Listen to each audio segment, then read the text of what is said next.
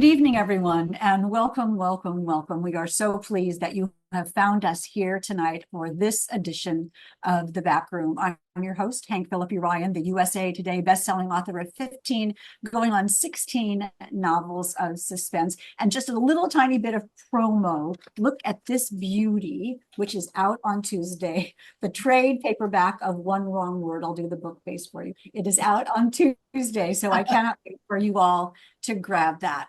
As I said, I'm the USA Today bestselling author of 15, going on 16 novels of suspense, also the investigative reporter for Boston's Channel 7, and have won 37 Emmys for investigative reporting. Anyway, we'll start with Elly Griffiths. Elly Griffiths is the author of the Dr. Ruth Galloway series, The Brighton Mysteries, and 3 standalone crime novels. She won the 2020 Edgar Award for The Stranger Diaries, and in 2016 was awarded the C.W. Dagger in the Library Award. Elly's latest book, The Last Word, hold that up, Elly. Hold it up, that's your cue. Hold up the book. Elly's newest book, The Last Word, was published in April 2024, was a Sunday Times bestseller, and described by the Sunday Times as a cozy crime of a superior order. Welcome also to Linda Hurtado Bond. She is an Emmy Award-winning journalist who is on the air as a news reporter and anchor in Tampa, Florida. She is also the host of Tampa Bay Reads, an author-related segment that airs on her TV news station, highlighting local book influencers, authors, and others in the book community. And it is a marvelous program. She traveled to Cuba on assignment when Fidel Castro invited Pope John Paul on the second to Havana, and met her husband on that trip. Now she takes readers to Cuba in her latest thriller, All the Missing Girls. Shari Lapena, welcome, Shari. Shari is the internationally best-selling author of the thrillers The Couple Next Door, A Stranger in the House, An Unwanted Guest, Someone We Know, The End of Her, Not a Happy Family, and Everyone Here is Lying, all of which have been New York Times and Sunday Times of London bestsellers. Her books have been sold in 40 territories around the world. She lives in a farm outside Toronto, and her newest book is What Have You Done? You have that, Shari, right there. Perfect. Congratulations on everything that's just come out. Thank you. And finally, tonight we have Catherine Steadman. Catherine is an author and screenwriter and actor based in London, again in London, where it is now past midnight, another trooper on this show. She now lives in East London with her husband and 2 daughters. Steadman's first novel, Something in the Water, was a Reese's Book Club pick and a New York Times bestseller, with rights sold in over 30 territories. She is also the author of Mr. Nobody, The Disappearing Act, and The Family Game, a New York Times Book Review Editor's Choice, and her novels have been featured in the New York Times, The Washington Post, Entertainment Weekly, and on Elle.com, among other outlets. She may look familiar to you, and if she does, I will leave it to all of you attendees to find out why. Her brand new thriller is Look in the Mirror. Welcome, welcome, welcome. We will start, as always, with our fabulous Backroom 20 questions. You know the deal about this. They are fun, easy, non-controversial questions to let you get to know our authors a little bit. And let me start with, as I see you on the screen, let me start with Catherine Steadman, and let me ask you, what was your first pet? Oh, a rabbit called Alice. We thought it was a girl for about 2 years until it had to go to the vet, and then we found out it was a boy. So it was a boy called Alice. White rabbit called Alice. Yeah. Was this your literary beginning? Did this come from Alice in Wonderland? Yeah, I think so. It's hard to remember. I was about 5, but yeah. That's so cute. That's so cute. A white rabbit. I love that. Elly, describe one thing on your desk. Oh, okay. Describe one thing on your desk. Well, look, it's a little cat, little tiny cat. It's made of sort of blue quartz, and it was a present from my dear friend, the writer Leslie Thompson, and she gave it to me for luck. So it's just a really nice thing to have. I have a real life cat too, but he's gone to bed, so it's a bit late for him. So and he might turn up, but I think he's asleep. And not blue. He's not blue. No, he's very cute actually. He's black and white with a little white Poirot moustache. And what's his name? Pip. Pip. That's so cute. That's so cute. Shari Lapena, what was your favorite book as a child?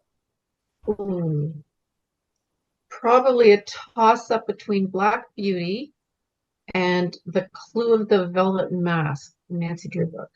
Now, those are kind of different, though, aren't they? Yeah, they What- are kind of different. Well, I love them both. I can't choose. No, I mean, were you a horse girl growing up as you are now? I was a horse girl, yeah. And I was also a mystery girl, so I love my Nancy Drew.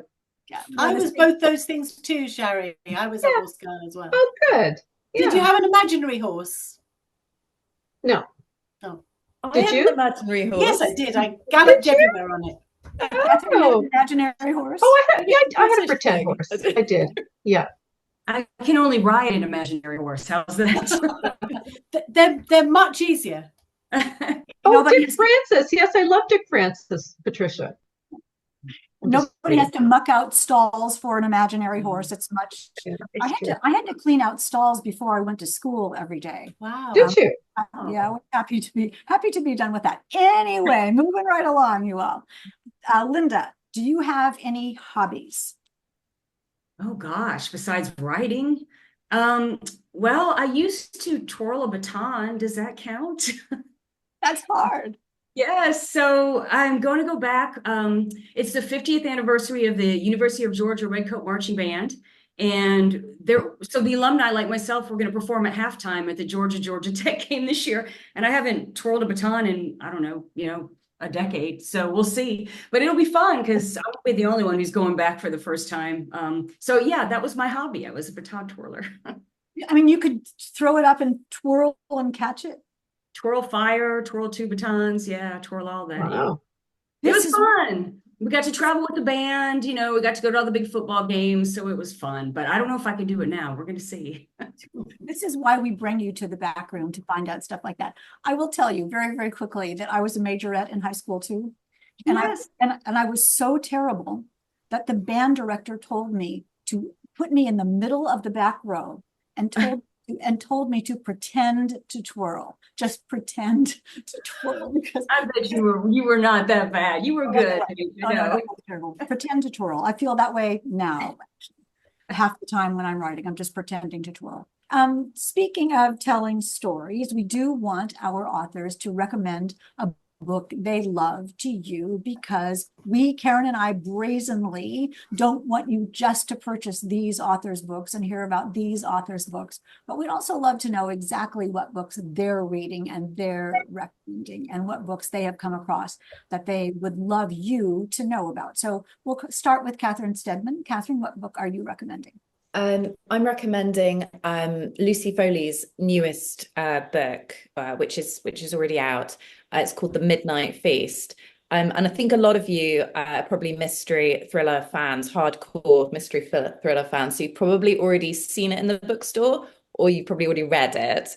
But it's classic Lucy Foley. If you've read any of her books, you'll be getting exactly the brilliant kind of storytelling that you have come to expect. It's very Agatha Christie. The location is amazing.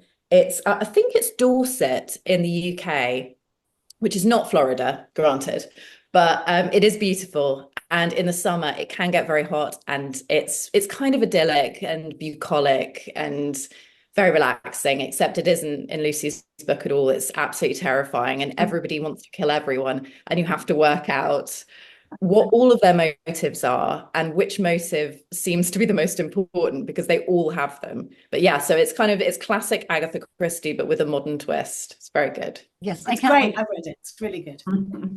A chorus of yes from everyone. Yeah. Elly, what book are you recommending? Oh, I love that. Ruth Ware, One Perfect Couple. Ruth is a British author, but very well known in the States too. She's the author of The Woman in Cabin 10. Always get the number of the cabin wrong, but I think it's Cabin 10. And most recently, The It Girl. And I just think One Perfect Couple is so clever. So it's about a couple. Lila is quite a renowned scientist. She's a virologist. Her boyfriend, Nico, is a very outgoing, handsome actor. And they get invited to go on a reality TV show, which involves being sent to a beautiful island, and then they get voted off one by one. and I really won't tell you anymore, but it's very, very good. It's incredibly thrilling and just so clever. So I think Ruth is really, really good at the killer twist, and also very good at characters that you love. And she's one thing that I always say to Ruth when I meet her is, I've never met anyone who's better at making you feel like the physical discomfort of characters, like whether they're hungry or cold or starving or just very anxious, and really you'll be on the edge of your seat reading that, or miserably I hot. love that one. That it's so twisty and so surprising, and not at all what you think it would be. And she can so twisty, so clever. I really, really do recommend it.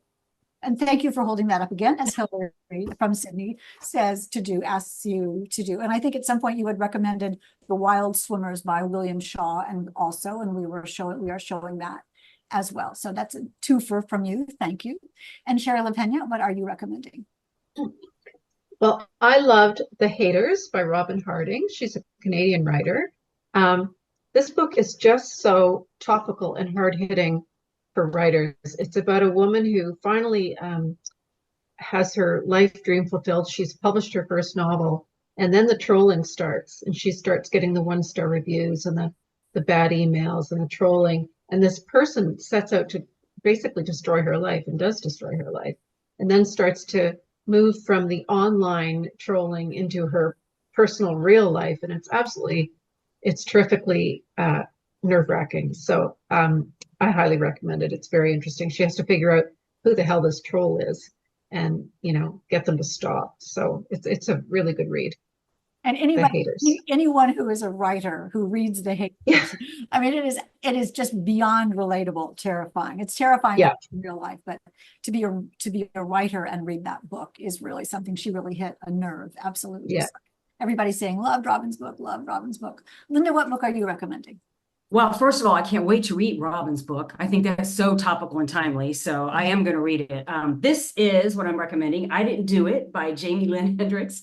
Hank, you may know this book because it's based on Thriller Fest, which we go to every year. I met Jamie Lynn at Thriller Fest, but basically it's a bunch of writers that meet in New York City to go to a writers' conference, and one of the authors ends up dead. And there is a group of authors that are potential suspects. And what I love the most about Jamie is her snarky dialogue, along with the twists, and the twists keep coming, and you think it's this person, and then you think it's that. But it's also very timely, like Robin's book, in that it deals with almost a stalker who's sending out tweets to all these authors and making them think, that someone is guilty, and so everybody kind of turns on each other using social media, right? So it's very relevant. But this book I read like in almost 2 sittings. It's fabulous, so that's what I recommend. Wasn't that fun? We hope you enjoyed that taste of what a backroom session is like. But more fun comes immediately afterward. That's when the audience is broken up into 4 breakout rooms, and each author in turn visits each room. We'd love to show you what a breakout session is like, because those relaxed face-to-face conversations between best-selling authors and readers are the hallmark of backroom events. But breakout sessions are never recorded, because what's said in the back room stays in the back room.